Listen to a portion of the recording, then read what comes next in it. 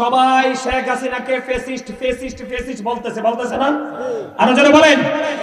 শেখ হাসিনা তো ফেসিস্ট ছিল। শেখ হাসিনার লোকেরা কি বাংলাদেশের কোন একটা মাজার ভাঙছে? কোন একটা লাশকে কবর থেকে তুললে আগুন দিয়ে পোড়াইছে? আর দিকে আমার দিকে তাকান, আরেকটা ভিডিওর খবর শোনেন। এটার জবাব দিতেছে ডক্টর এনায়েতুল্লাহ আব্বাসী সাহেব। হঠাৎ করে ভিডিওটা আমার সামনে আসলো, ক্লিক করলাম। বিশ্বাস করেন, এদের জায়গা মাটির কোথায় হবে আমি জানি না। আপনারা এটি আমার কথা না, আমি আপনাদের ঈমান বাঁচানোর জন্য বলছি। এখানে আমি রাজনীতি করি না, আমার জীবনে কোনো রাজনীতি দলের সাথে আমার সম্পৃক্ততা নাই। কিন্তু এখন এমন এক পরীক্ষার মধ্যে এসে পড়ছি, আমার মনে হয় জ্বলন্ত আগুনটা হাতে রাখতে সম্ভব হবে, কিন্তু ঈমানটা রাখতে পারবো না। আপনি দেখেন, আমি বলি, যিনি অন্যায় করে এবং যিনি অন্যায় সহ্য করে, দুজনই সেম টু সেম। আমার কথা কি আপনারা একমত? আমাকে নিয়ে কমেন্টস করবেন, আপনি ভালো করতে পারবেন, খারাপও বলতে পারবেন, আমাকে গালি দিবেন, আমি মেনে নিব, কোনো সমস্যা নাই। তবে আপনাদের কাছে হাত জোর করে অনুরোধ, আপনারা শুধু কথাগুলো একটু খেয়াল করেন। মুসলমানের রোজা আর হিন্দুদের পূজা কি এক হতে পারে? একজন ব্যারিস্টার শিশির মনির, সে রোজা আর পূজাকে এক করেছে। নাউজুবিল্লাহ বলেন। আজান আর হিন্দুদের উলুধ্বনিকে এক করেছে। নাউজুবিল্লাহ বলেন। সে মুসলমান এবং বিধর্মীকে মুদ্রার এপিটুপিট বলেছে।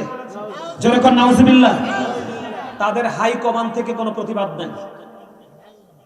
খেয়াল করবেন, সে যে বক্তব্য দিয়েছে অনেক লম্বা টাইম হয়ে গেছে, এখনো পর্যন্ত কিন্তু তারা তাদের হাই কমান্ড থেকে কিন্তু তারা এই পর্যন্ত কোনো ধরনের কোনো কি করে নাই, প্রতিবাদ করে নাই। আপনারা বলেন, এই কথাগুলো যদি আপনার বাচ্চা বিশ্বাস করে, সে কি ঈমান থাকবে? কথা বলেন। মুসলমান হলো শ্রেষ্ঠ, তাদের জন্য জান্নাত, আর বেঈমান হলো নিকৃষ্ট, তাদের জন্য জাহান্নাম। দুটোকে এক করে দিয়েছে। নাউজুবিল্লাহ বলেন। আরো জানে। সম্মানিত উপস্থিতি, আমি আপনাদেরকে বলে দিতে চাই, কালকে তাদের দলের একজন, আমি আসলে ওই নামটা বলতে পারবো না, তাদের দলের একজন বলতেছে, সে শেখ হাসিনার আমলে, সেখানে যে শেখ হাসিনা যখন ক্ষমতায় ছিল, শেখ হাসিনার আমলে সে বিদেশ থেকে লাইভ একবারে মানে গরম করে ফেলতো, মনে হয় যেন লাইভ শো ভেঙে ফেলবে। ফয়জুল করিম না কি জানি এখন মনে হয়েছে লোকটা, সে কালকে বলতেছে একটা মানুষের জীবনে কোনো ইবাদত করে নাই। এদিকে তাকান, একটা মানুষের জীবনে কোনো ইবাদত করে নাই। সে যদি স্মোকিং করতে করতে, বিড়ি টানতে টানতে, কি করতে করতে, সে যদি বিড়ি টানতে টানতে যদি মানুষকে দাঁড়িপাল্লা মার্কায় ভোট দেওয়ার জন্য, মানুষ জামাত শিবিরকে ভোট দেওয়ার জন্য যদি মানুষকে উৎসাহিত করে, তার নাকি সারা জীবনের গুনাহ মাফ হয়ে যাবে। আরে জোরে বলেন না নাউজুবিল্লাহ। এটা কি আপনি আমলি করেন, বিএনপি করেন, যেই দলে করেন, আপনার যেটা ভালো লাগে করেন, কিন্তু একজন মুসলমান হিসাবে এই বক্তব্য যে মানবে, যে বিশ্বাস করবে, তার কি ঈমান থাকবে? কথা বলেন। যুবক ভাইরা আমাকে হাত তুলে দেখান, এই বক্তব্য কি আপনারা বিশ্বাস করেন? আপনি আমলি করতে পারেন, বিএনপি করতে পারেন, আপনার মনে যেই দল মন চায় সেটা করতে পারেন, কিন্তু আপনি কি এটাকে বিশ্বাস করেন? আরে ভাই, কারো শরীরের মধ্যে যদি হারাম থাকে, কি থাকে? হারাম থাকে। এই শরীর দিয়ে সারা জীবন সেজদা করলে আল্লাহ সেজদা কবুল করবে না। সেই লোক নাকি সারা জীবন অপরাধ করছে, বিড়ি টানতে টানতে যায় দাঁড়িপাল্লাকে ভোট দিতে বলছে, এই কথা বলার কারণে তার গুনাহ মাফ। নাউজুবিল্লাহ বলেন। আমার কথাগুলো মিলাই অনলাইন থেকে নেবেন, কারণ আমার আজকে মিশন হলো কি, আমি এই কথাগুলো বলার কারণ কি জানেন? আল্লাহ বলেছেন, কু আনফুসাকুম ওয়া আহলিকুম নারা। আল্লাহ বলেছেন, save yourself and your families from the fire. Allah বলেছেন, তুমি জাহান্নাম থেকে বাঁচো, তোমার আহলকেও বাঁচাও, আমিও বাঁচবো, আপনাদেরকেও বাঁচাবো। এই জন্যই কথাগুলো বলা, ঠিক কিনা বলেন? আরো জোরে বলেন, আমার কথা কি ঠিক আছে? আমার কথাগুলোর পক্ষে আছেন তো আপনারা? এই কথাগুলো আমি কাউকে খুশি বা কাউকে রাগ করার জন্য বলছি না, বাস্তব কথা। এরপরে দেখেন, আজকে দুপুর বেলা, এদিকে তাকান, আজকে দুপুর বেলা আমি শুয়ে আছি, জোহরের নামাজ পড়ে শুইছি, শোয়ার পরে দেখি এটার জবাব দিতেছে ডক্টর এনায়েতুল্লাহ আব্বাসী সাহেব। হঠাৎ করে ভিডিওটা আমার সামনে আসলো, ক্লিক করলাম। বিশ্বাস করেন, এদের জায়গা মাটির কোথায় হবে আমি জানি না। এক লোক বলতেছে, সেও কিন্তু জামাত শিবিরের, সে বলতেছে যে এদিকে তাকান, ইব্রাহিম খলিলুল্লাহ ইসমাইল জবিউল্লাহ কি কুরবানি করেছে। কি করেছে? ইব্রাহিম খলিলুল্লাহ ইসমাইল জবিউল্লাহকে কুরবানি করেছে। এই কুরবানির চাইতেও নাকি বড় কুরবানি হলো জামাতকে ভোট দেওয়া, দাঁড়িপাল্লায় ভোট দেওয়া।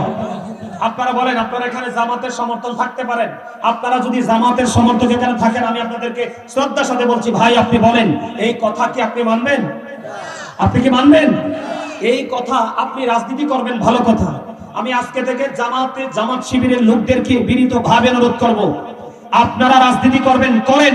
এই দেশ আমার, আপনার, আমাদের সবার, ঠিক কিনা বলেন? কিন্তু আপনারা আজকে থেকে ইসলাম শব্দ ব্যবহার করবেন না। ইসলাম আপনার হাতের মোয়া নয়, ঠিক কিনা বলেন? আপনি ইসলাম শব্দকে ইউজ করে আপনি মুসলমানের ইমোশন নিয়ে কাজ করবেন, ভোট কিন্তু পাবেন না, ভোট কিন্তু নসিবে নাই।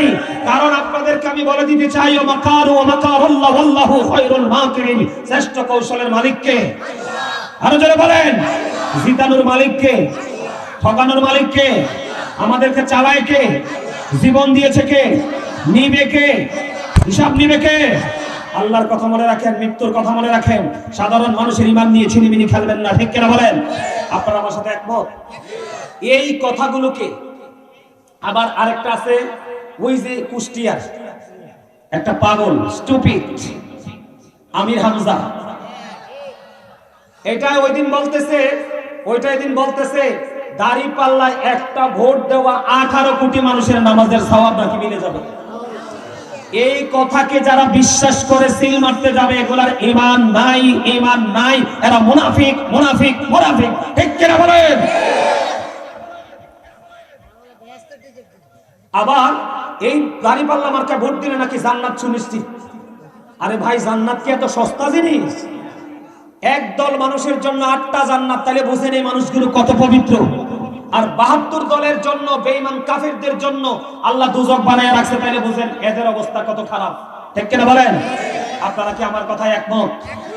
আমার কথা একমত?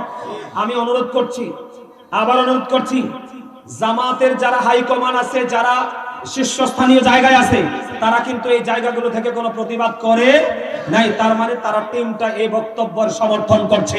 আওয়াজ তুলে কোন নাউজুবিল্লাহ। সবচেয়ে বড় ভয়ঙ্কর কথা না বললেই নয়, সবাই শেখ হাসিনাকে ফেসিস্ট বলতেছে না? আরো জোরে বলেন। শেখ হাসিনা তো ফেসিস্ট ছিল। শেখ হাসিনার লোকেরা কি বাংলাদেশের কোন একটা মাজার ভাঙছে? কোন একটা লাশকে কবর থেকে তুললে আগুন দিয়ে পোড়াইছে? আর দিকে আমার দিকে তাকান, আরেকটা ভিডিওর খবর শোনেন। গতকালকে আমাদের বাংলাদেশে একজন বক্তা খুব গলা ফাটাইছে। ওনার কয়দিন আগে নারী কেলেঙ্কারিতে জেলে গেছে। জেল থেকে বের হওয়ার পরে ফুলের মালা দিয়ে একবারে ধুবাইয়ে ফেলছে। কথা বলেন, এদিকে তাকান।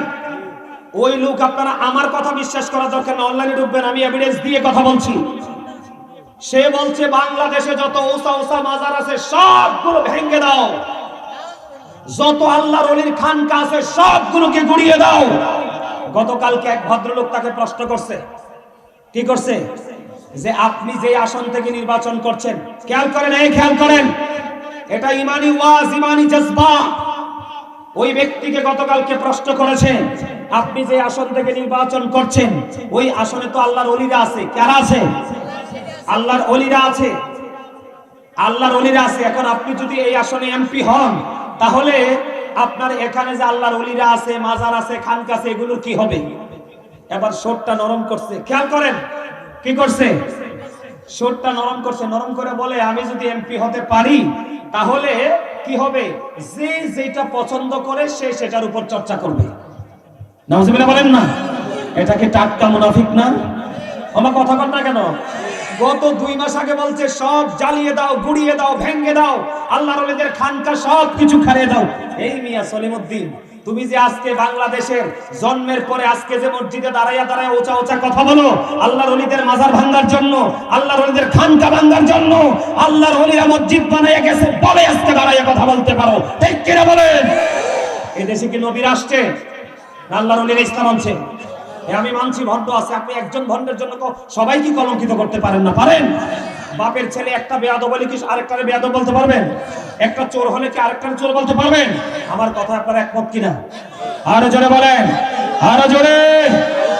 মোবাইল নিয়ে বসে রয়েছ, কি তেরি ঘুরাস না কেন? হ্যাঁ, তোরা কি লেগে বসে রয়েছ? এরা তো মনে করবো আমরা খালি মাঠে লাফাই। আমার কথা বুঝতে পারছেন?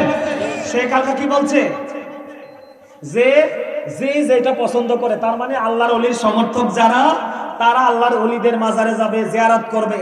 এটা কি বুঝাইছে? এটা কিন্তু আসলে মনের কথা না। আমি আপনাদেরকে বলে দেই, এটা কিন্তু ওই লোকের মনের কথা না, এটা ভোটের জন্য। কিসের জন্য? আরো জোরে। যারা সকাল একটা কোন, বিকাল একটা কোন, যারা 2 মাস আগে একটা কোন, যারা 2 মাস পরে একটা কোন, তাদেরকে বলে দিতে চাই, যাদের কথা ঠিক নাই যারা, তারা মুনাফিক।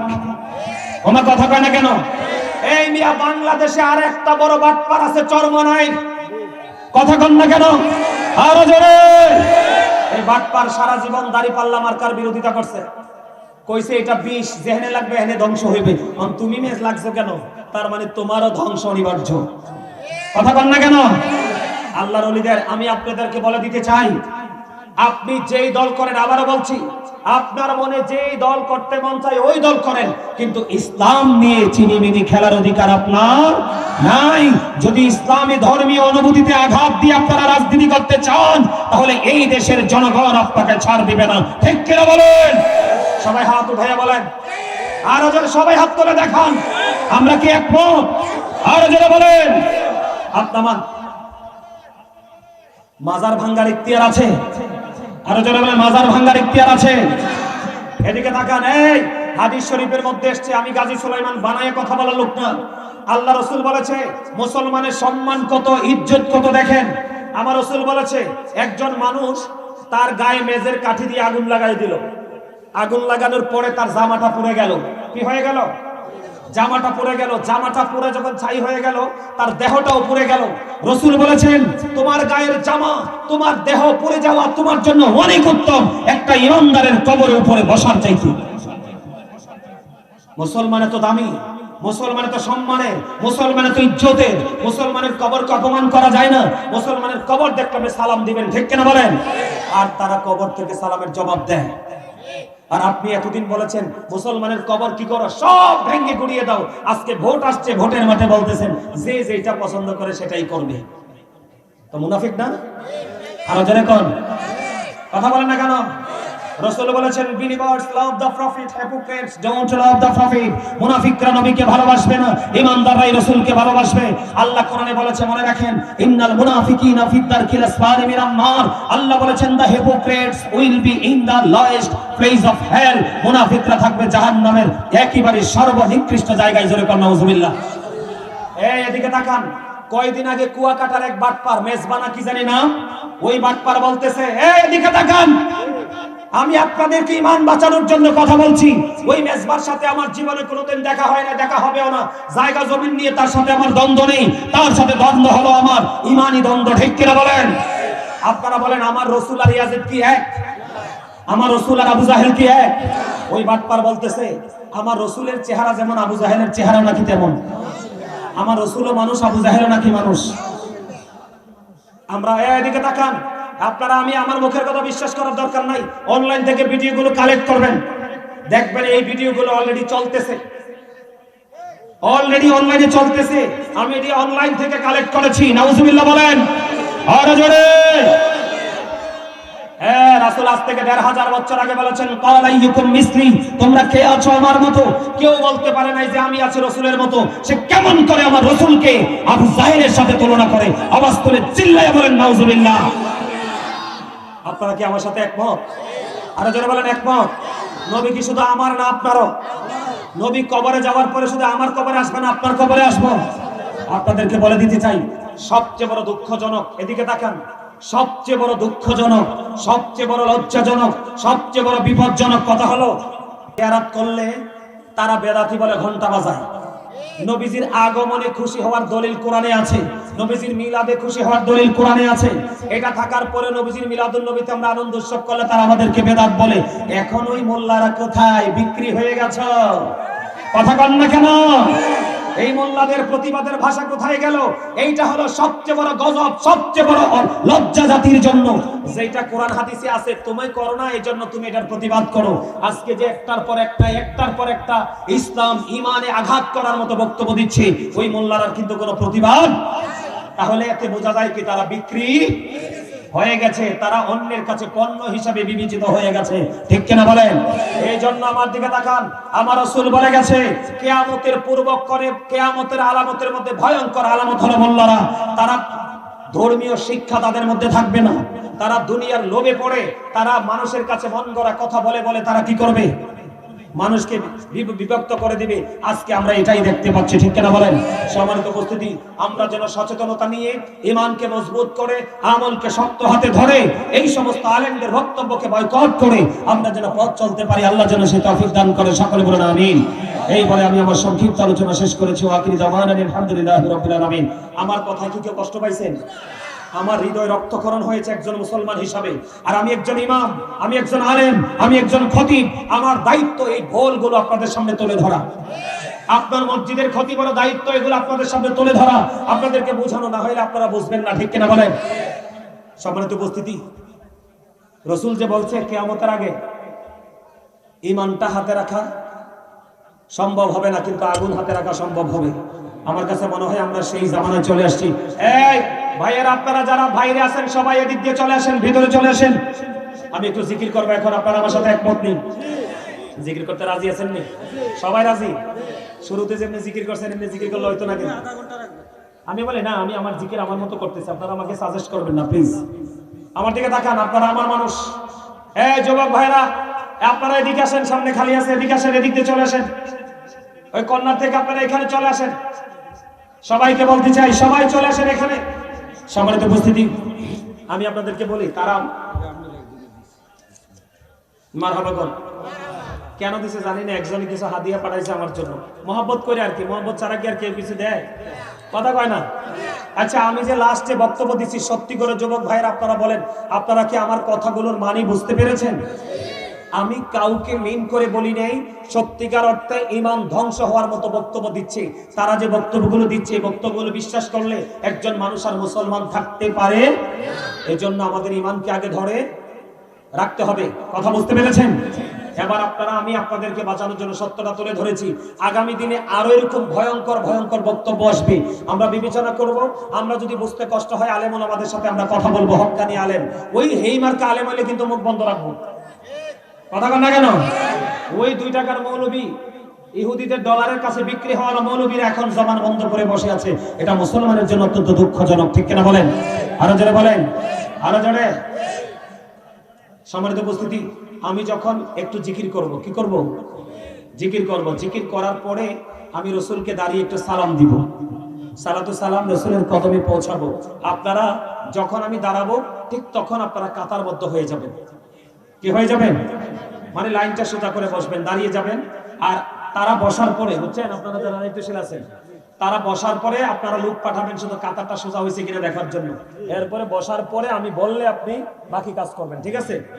আমার আল্লাহ আল্লাহ আল্লাহ লা ইলাহা ইল্লাহু আল্লাহ আল্লাহ মুহাম্মাদে ইল্লাহ।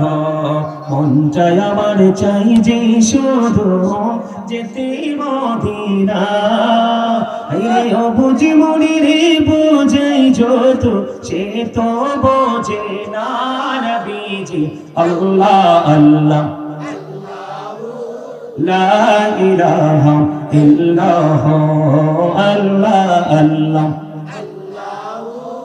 লা ইলাহা ইল্লাহ। আমার আল্লাহ আল্লাহ